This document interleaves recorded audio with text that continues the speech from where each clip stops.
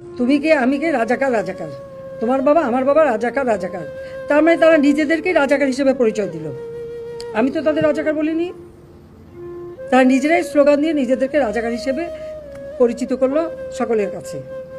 এবং এটারই প্রতিবাদ প্রত্যেক শ্রেণী পেশার মানুষ কিন্তু করেছিল, সকলেই।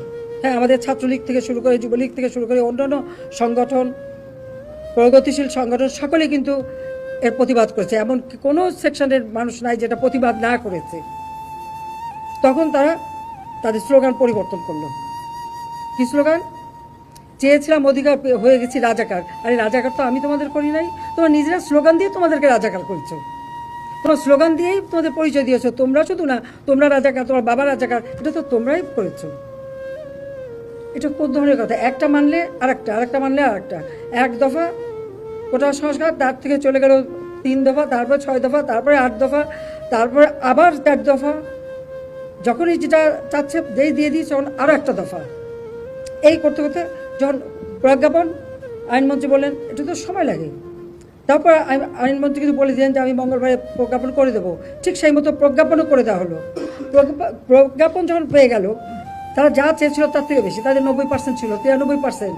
আর মুক্তিযোদ্ধা ছেলে মেয়ে সন্তান লেখা হলো। তো মুক্তিযোদ্ধা সন্তানদের তো এখন আর ওই বয়স নাই যে 30 বছরের কেউ না, যে তারা এখন চাকরি পাবে। তার মানে ওই যে 5% সেটাও তারা পেয়ে গেল, তাতেও তারা তৃপ্ত না।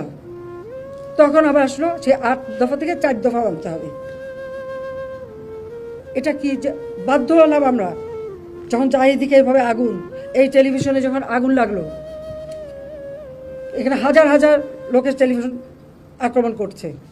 ফায়ার ব্রিগেড আসলো, ফায়ার ব্রিগেডের গাড়ি জ্বালালো, ফায়ার ব্রিগেড ঢুকতে দেবে না, পুলিশ কাউকে ঢুকতে দেবে না, তাদের উপরে হামলা হলো।